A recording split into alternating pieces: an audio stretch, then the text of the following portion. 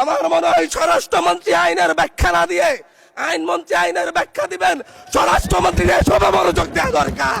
মাননীয় স্পিকার, একজন ভুক্তভোগী নারী অভিযোগ করেছে ওনাকে ধর্ষণ করা হয়েছে শাপলাবলিতে ভোট দেওয়ার কারণে।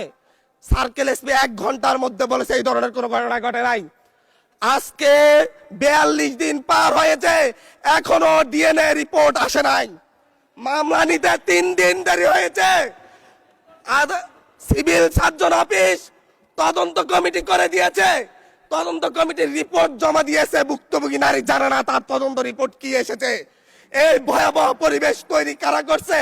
আমার মনে হয় স্বরাষ্ট্রমন্ত্রী আইনের ব্যাখ্যা না দিয়ে আইনমন্ত্রী আইনের ব্যাখ্যা দিবেন, স্বরাষ্ট্রমন্ত্রীর এসবে মনোযোগ দেওয়া দরকার। স্বরাষ্ট্রমন্ত্রীর মনোযোগ দেওয়া দরকার। সারা দেশে কোথায় কোথায় সন্ত্রাসীরা রয়েছে সেই সকল সন্ত্রাসীদের তালিকা করে তাদেরকে বিচারের ব্যবস্থা করা দরকার।